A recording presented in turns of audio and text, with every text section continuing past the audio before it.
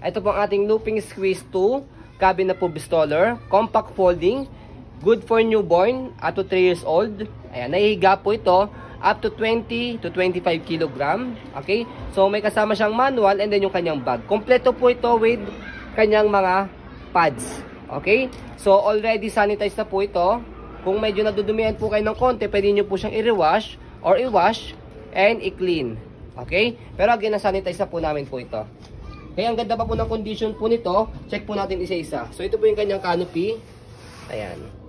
Color gray po siya. And then combination po siya ng black body frame. Ayan. So ayan, ang ganda pa.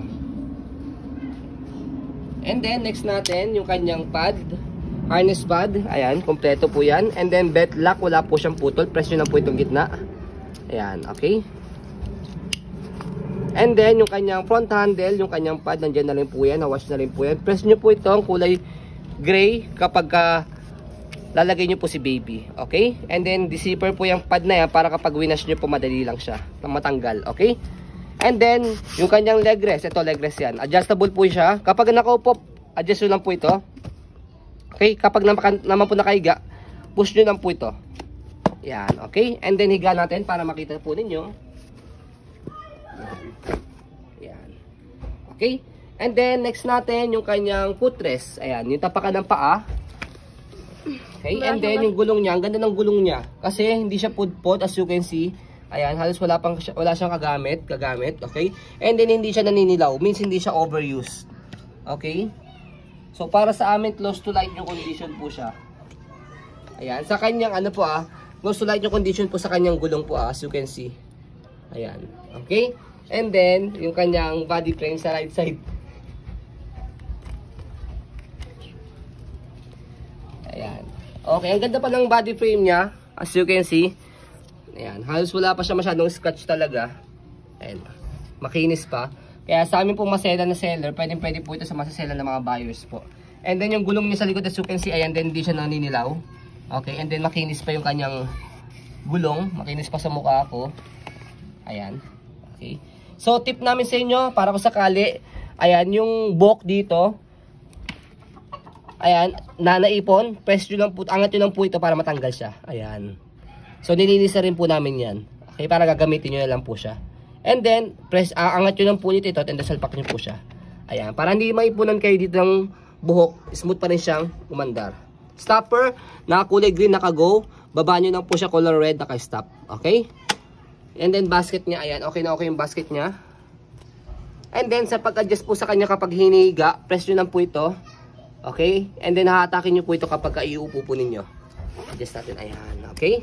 So ito, pwede nyo po siya i-adjust din para nakahiga po ito. Ayan. Ayan. Kaya lang naman po ina-adjust yan, para naka-bend siya ng konti sa ulo. Para kung sakali may nakasabit kayong gamit dito, hindi ito tama sa ulo ni baby. Okay? So next natin, yung kanyang body frame sa left side. Ayan, or sa kabilang side, ayan. Ayan. Ang ganda nito, paunahan na lang po kayo. Ngayon lang po ito nagkaroon ng stock ng looping squeeze. Maganda pa yung condition niya. Ayan. And then yung kanyang handle, ayan. Ayan. Yan yung kanyang handle. So, pero siya sabitan dito. Lagay ng accessories yan. Pwede nyo rin siya lagyan ng bag hook. Okay? And then, ito yung kanyang bag. Pakita muna natin yung bag. Saka yung manual. Bag niya. Ang ganda ng bag niya. Ayan.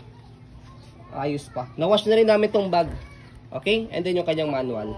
So, stroll muna natin para makita nyo po na wala po siyang issue kapag ginamit. So, ayan. So, proven and tested na po namin po ito for 20 to 25 kg dahil meron kaming looping squeeze na pang rent. Okay? So kapag finold po siya, ganito lang. Fold lang po muna po yung kanyang canopy. Yung leg rest niya, adjust nyo po muna ganyan. Okay? And then sa handle, slide and press. Ito. Slide and press. Kasi kapag hindi nyo siya in-slide, nakalock siya. Okay? So, slide and press. And then pull down. Okay? So, pwede naman siyang one hand lang. Baba siyang ganyan. Pero ang ginagawa ko kasi, hindi ko siya binababa. Inahawakan ko dito sa front handle. Tapos, saka ko siya i-press na ganyan para hindi po magasgasan po itong part na to. Okay? And then mag-automatic lock naman po yan. So, pwede nyo siyang hand carry Pwede rin po, kinagandaan pa kay looping squeeze, pwede siyang luggage type. Ayan. So, pwede siyang hatakin na ganyan. Meron siyang gulong na maliit dito. Pwede itong wheels yung gamitin nyo. Ayan. Okay. So, hindi na kayo mahihirapang buhatin. Hihilayin nyo lang po siya. Parang luggage. Okay. So, next natin sa pag-open sa kanya, balik lang natin ito ulit.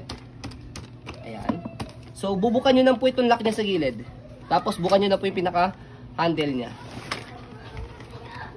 Okay? So, kulay pula yung color niya means hindi pa siya nakalock, naka-bend pa siya. Naka-color green, nakalock na siya. Pwede nyo nang gamitin. Ilagay si baby. Okay? So, for safety purposes po yan para alam nyo po. Kasi baka mamaya nakakulay pula pa po pala siya, naka-bend pa siya, hindi siya nakalock, and then nilagay nyo po yung baby po ninyo, especially newborn pa pala, pwede siya tumaob. Okay? So, ayun po, as you can see, very details po kami sa ayun pong pag-video. Kasi yung aming shop policy, no refund, no exchange, what you see is what you get. So, yun po, maraming salamat. Have a nice day and God bless po.